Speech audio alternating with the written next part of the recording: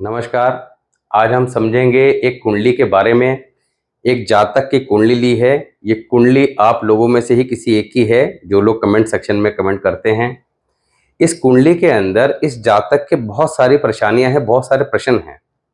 इन सारे प्रश्नों को समझने का प्रयास करेंगे कि कुंडली को एनालाइज करने से पहले ही इसके प्रश्नों के पीछे कौन से प्लैनेट अपना काम कर रहे हैं। फिर उन प्लैनेट को कुंडली के माध्यम से समझने का प्रयास करेंगे कि ये प्लैनेट कुंडली में अगर खराब हैं तो क्यों हैं और इनको ठीक करना कैसे है। क्या रेमेडीज आपको लॉन्ग लाइफ करनी है, क्या रेमेडीज आपको इमिडिएटली करनी है। तो ये सीधा सा कॉन्सेप्ट है रेमेडीज का, तो इसको समझेंगे। यहाँ पर मनीष प्रजापति इनका नाम है। 3 अप्रैल सन 2004 12:30 दोपहर के, चित्तौड़गढ़, राजस्थान। देखिए, अब यहाँ पर जब इनकी कुंडली के बारे में हम बात करेंगे तो आपने अपनी कुंडली को भी इसी तरीके से ड्रॉ करना है, इसी तरीके से एनालाइज करना है।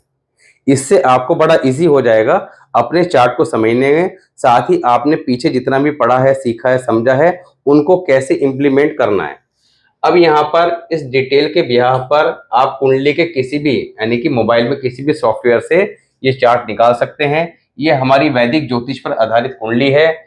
इसके बिहाफ पर ये लाल किताब पर बेस कुंडली बनाई और फिर ये वर्षफल। तो ये सारी चीजें बड़ी इजीली हमने कैसे करनी है। तो जब हम ये डिटेल डालेंगे सॉफ्टवेयर में, जैसे कि हमने लास्ट वीडियो में बात करी थी कि एस्ट्रोसेज या एनी अदर कुंडली सॉफ्टवेयर जिसमें भी आप डिटेल डालेंगे, ये कुंडली आपकी निकल के आएगी। मिथुन लगन की कुंडली है, सैटर्न फर्स्ट हाउस में है, moon and Jupiter third house में है, बहुत अच्छा प्लेसमेंट है। Ketu 5th house, sun 10th house, Mercury and Rahu 11th house and the Mars and Venus 12th house. अब यहां पर इस कुंडली के बराबर ही हम कालपुरुष कुंडली तैयार करेंगे। कालपुरुष कुंडली में करना क्या है कि जो प्लैनेट का प्लेसमेंट है उसको वहीं पर ही लिखना है। जैसे यहाँ पर सैटर्न फर्स्ट हाउस में था, लगन में था, तो फर्स्ट में केवल आपने सेम इसी तरह की दूसरी कुंडली ड्रॉ करनी है और राशि यहाँ पर 3 नंबर थी, यहाँ पर 1 नंबर लिख देना है। तो 1 नंबर से इसी तरह ऑर्डर में आगे लिखते चले जाएंगे, 2 3 4 इस तरह करके। तो यहाँ पर प्लेसमेंट प्लैनेट का वहीं पर रहेगा।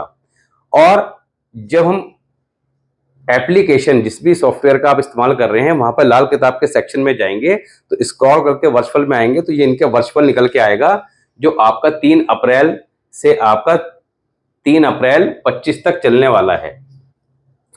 अब इस जातक के प्रश्न क्या है, सबसे पहले इसको समझेंगे।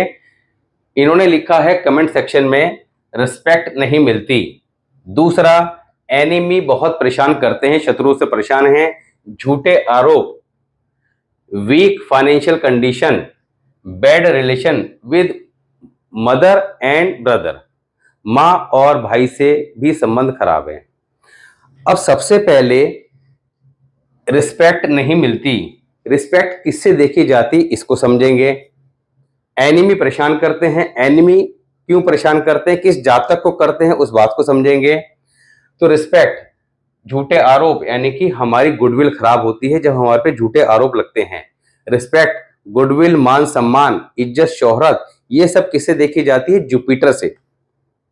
अब जुपिटर की अगर हम बात करें तो ये जातक या आप में से किसी के भी अगर जुपिटर यहां प्लेस्ड है और आप अगर उसको अलग अलग वीडियोस में जाके या बुक्स में पढ़ेंगे कि Jupiter 3rd house excellent placement.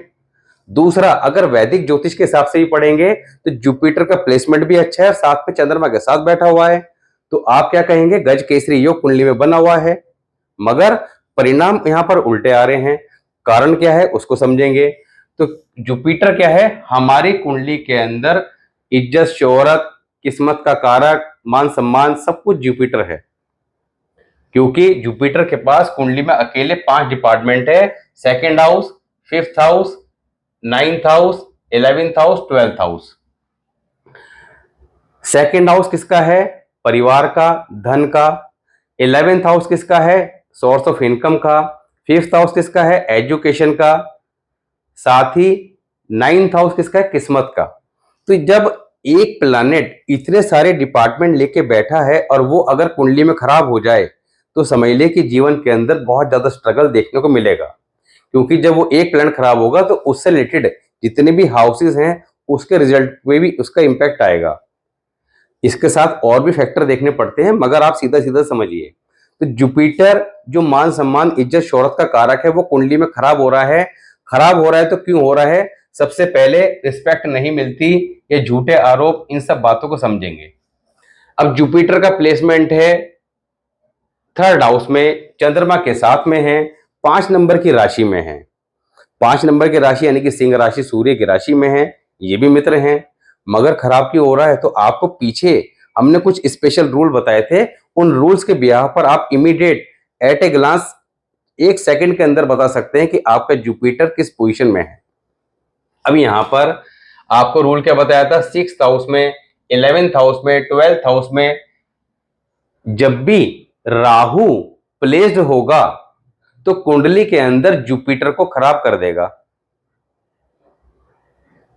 Simple सा फॉर्मूला क्या है कि राहु जब भी 6th हाउस, 11th हाउस या 12th हाउस में प्लेस्ड होगा, हालांकि 2nd हाउस में भी, 9th हाउस में, 5th हाउस में, सब में बैठ के जुपिटर को कहीं ना कहीं डैमेज करता है, क्योंकि इनके घरों में जब आके बैठ जाएगा तो परेशानी देगा। मगर specially 6th house, 12th house और आपका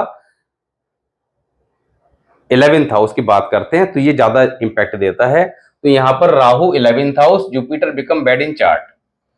अब इस बात को समझिए, जब हम कुंडली में पीछे बात करते आए हैं तो एक ही बात पर बार बार जोर देते हैं कि कुंडली में जैसा जुपिटर वैसा Ketu, because Ketu is the flower of Jupiter.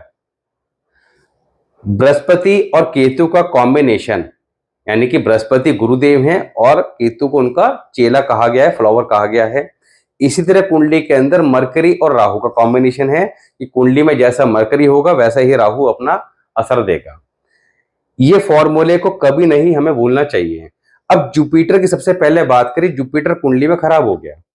Jupiter खराब हो गया तो केतु भी खराब हो गया। केतु कहां पे है? 5th हाउस में। 5th हाउस किसका है? एजुकेशन का, संतान का। तो कहीं ना कहीं इस जातक की 16 से 21 वर्ष की आयु के बीच में, स्पेसिफिक टाइम पीरियड की बात करें, 17-18 के आसपास एजुकेशन में कोई ना कोई ब्रेक आया होगा। ऐसे जातक को लाइफ में डॉग काटने के भी योग बनते हैं, डॉग से इनको अवेयर रहना चाहिए। ये केतु और क्या काम करेगा? कमर दर्द, पैरों में तकलीफ, यूरिन रिलेटेड इन्फेक्शन वगैरह इस तरह के इश्यू भी लाइफ में ऐसे जातक को देगा। संतान संबंधी परेशानी भी जीवन में देगा। अभी क्योंकि इनकी आयु मात्र 20 साल है तो ये सारे अनुभव इनको आगे देखने को मिलेंगे। मगर जो इनको चीजें भी बताई जाएंगी तो उनको अगर ये अप्लाई करते हैं तो इन परेशानियों से बच सकते हैं, क्योंकि जितना जल्दी हम समय रहते चीजों को पकड़ लें उतना जल्दी चीजों को ठीक कर सकते हैं। केतु की बात करते हैं तो केतु, अब यहां पर हम सीधा कालपुरुष कुंडली पे आ जाते हैं। कालपुरुष कुंडली पे आ जाते हैं क्योंकि हम जितनी बात करते हैं कालपुरुष कुंडली के बेस पे करते हैं। कालपुरुष कुंडली की बात करते हैं तो 6th हाउस आप सभी को पता है किसका है? रोग ऋण शत्रु का। रोग ऋण शत्रु। अब यहां पर अभी जातक की आयु कम है तो ऋण तो बाद में आएगा, मगर अभी शत्रु एनिमी से परेशान है। शत्रु के लिए छठा घर देखा जाएगा। छठा घर कब खराब होगा? जब कुंडली के अंदर अगर वो खाली है तो बुध और केतु को देखना होगा, क्योंकि छठे घर के अंदर 6 नंबर की राशि आती है और इसके नेचुरल ऑनर कौन है? मरकरी। साथ ही केतु इस घर के कारक हैं। केतु और बुध दोनों कुंडली के अंदर अगर खराब हैं तो यहां पर छठा घर पीड़ित हो गया। तो ऐसे जातक को जीवन में रोग ऋण शत्रु परेशान करेंगे। नौकरी संबंधित परेशानियां भी जीवन में रहेंगी, क्योंकि नौकरी का भी छठे घर से ही कंसिडर किया जाता है। अब यहां पर कारण समझ में आ गया। इनके प्रश्न क्या थे? रिस्पेक्ट नहीं मिलती तो जुपिटर पकड़ में आ गया, क्यों खराब है? एनिमी परेशान करते हैं तो जुपिटर खराब है, इस वजह से केतु खराब है। केतु खराब है तो केतु अपने कारक भाव छठे घर के बैड इफेक्ट देगा, साथ ही जहां बैठा है वहां की भी देगा। फॉल्स एलिगेशन ये भी इसी से आएगा, आपका रिस्पेक्ट नहीं मिलती। और 6th हाउस से weak financial condition. Weak financial condition के लिए 11th हाउस। अब 11th हाउस किसका होता है? हमारी आय का, इनकम का। जब इनकम की बात करते हैं सबसे पहले हमारा ध्यान कहां जाता है? 11th हाउस पे। सेकंड नंबर पे कहां जाता है? चंद्रमा पे। दोनों कुंडली में अगर स्ट्रांग पोजीशन में साथ में जुपिटर अच्छा है तो जातक अच्छा खासा धन कमाएगा। मगर 11th हाउस के अंदर अगर राहु आके बैठ जाए तो ups and down in career देता है। अगर खराब हुआ तो बहुत ज्यादा परेशानी देता है। अब राहु यहां पर प्लेस्ड है मरकरी के साथ और वो भी 1 नंबर के साइन में। That is very bad combination, because कुंडली के अंदर अभी आपको क्या कहा, जैसा मरकरी वैसा राहु। अब मरकरी और राहु की अगर बात करते हैं तो mercury is not good in 11th house. Rahu mercury के साथ बैठा है तो मरकरी खराब हो गया यहां पर, और मरकरी के साथ साथ राहु भी खराब हो गया, क्योंकि मरकरी खराब तो राहु भी खराब। साथ ही कोई प्लैनेट किसी हाउस में बैठता है तो उस घर के ऑनर और कारक को देखना पड़ता है। अब 11th हाउस का मालिक कौन है, तो नेचुरल मालिक की बात करते हैं तो कालपुरुष कुंडली को पकड़ लेते हैं, इंस्टेंट मालिक की बात करते हैं तो इस कुंडली को पकड़ लेते हैं। अब यहां पर नेचुरल कारक कालपुरुष कुंडली है, ये 11 नंबर की राशि कुंभ राशि। कुंभ राशि के स्वामी कौन है, शनिदेव। शनिदेव कुंडली में कहां बैठे हैं, फर्स्ट हाउस में। प्लेसमेंट अच्छा नहीं है पहले घर में शनि। अगर यहां बात की जाए कैसे हैं, तो 1 नंबर की राशि दिखाई दे रही है, कालपुरुष कुंडली में जाके जब चेक करेंगे वहां पर शनि खराब हो गए, क्योंकि 1 नंबर की राशि में नीच के होते हैं तो पहले घर में शनि को अच्छा नहीं माना जाता।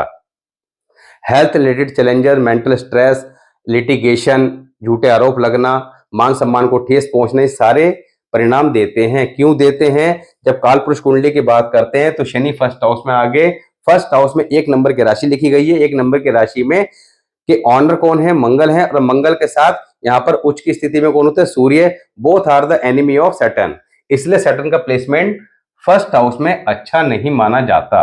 नॉर्मली कुछ केस में अच्छा माना जाता है, क्योंकि यहां पर शनि के लिए कहा गया है कि अगर अच्छा हुआ तो 3 गुना अच्छा होगा, खराब हुआ तो 3 गुना खराब रिजल्ट देगा।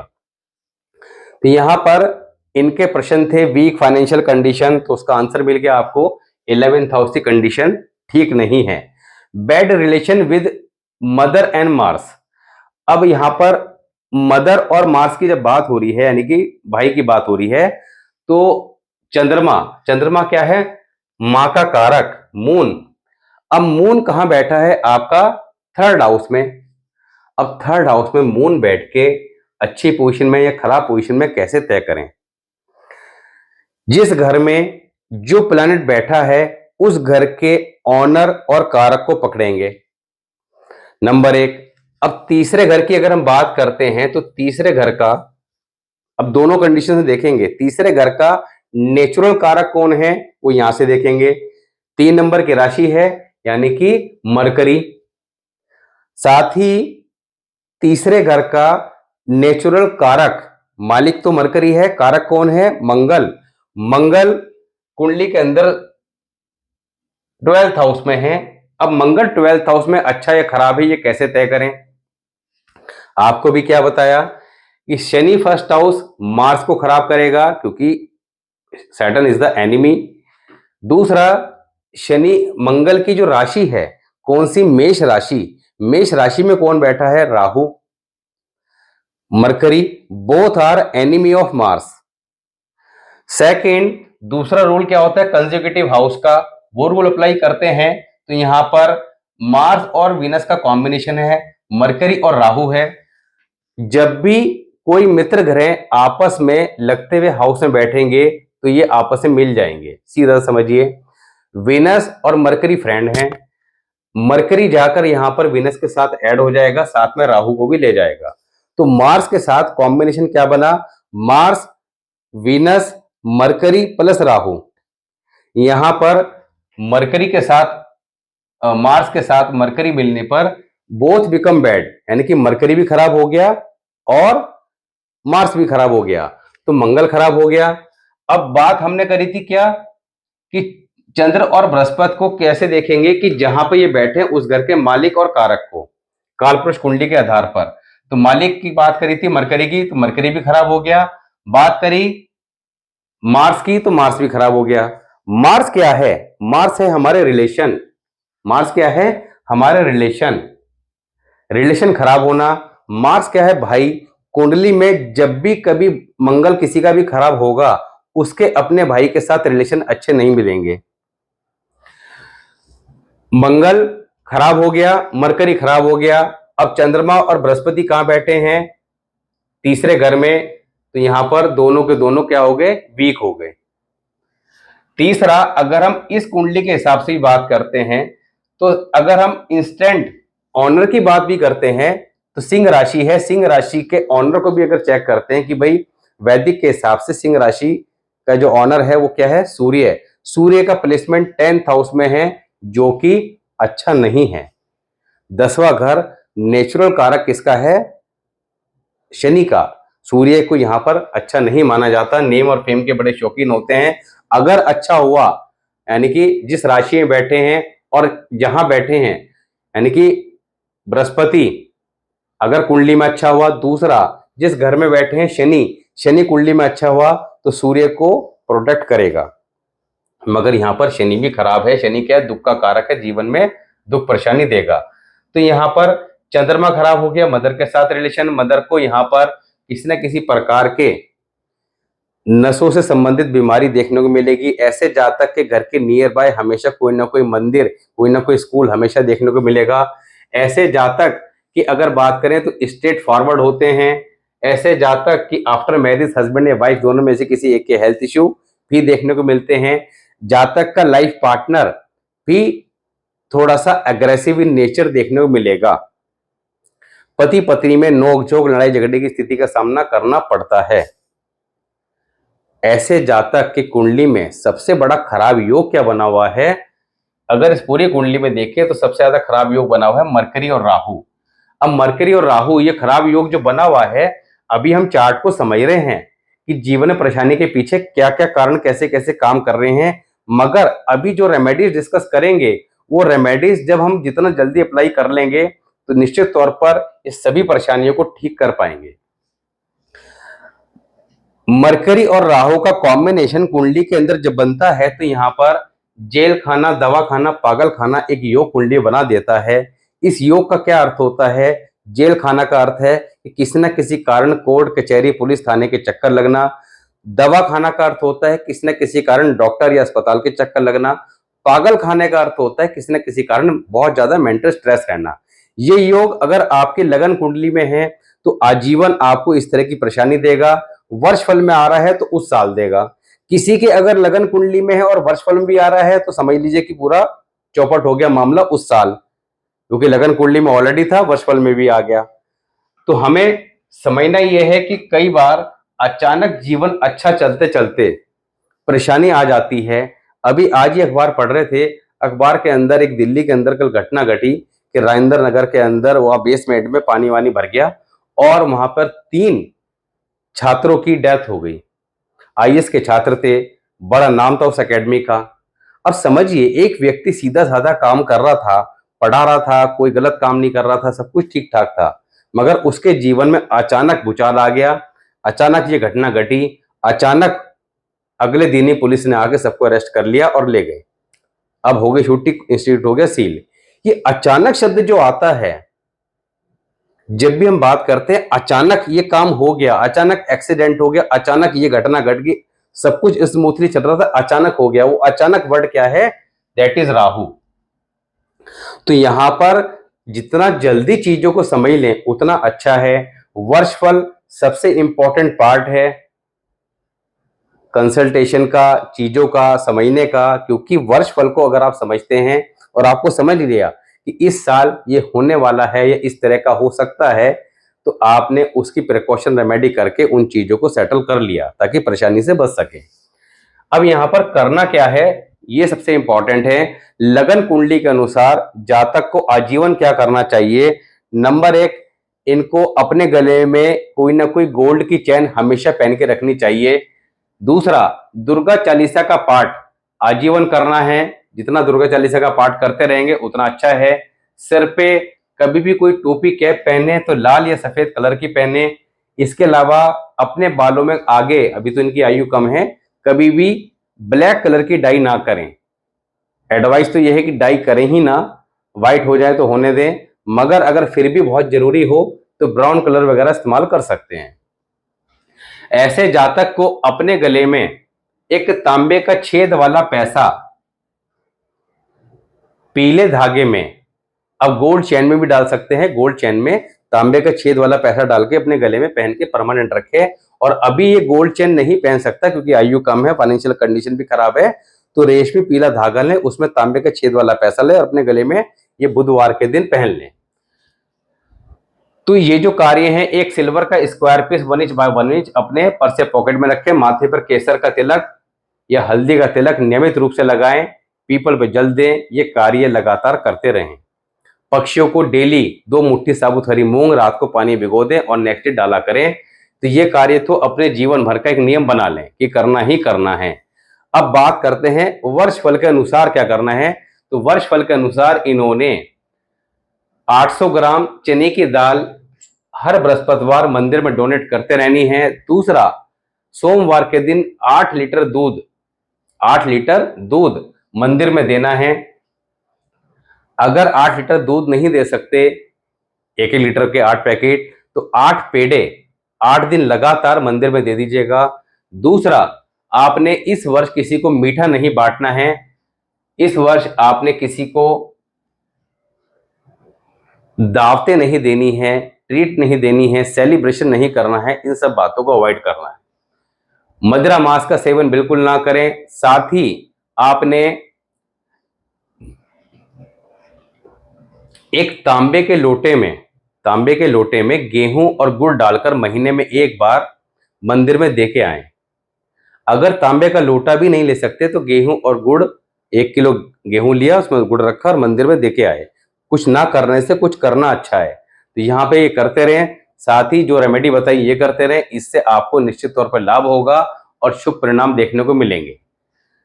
तो यहाँ पर आज आपको एक बात समझ में आई होगी कि कारणों को पकड़ना कैसे है।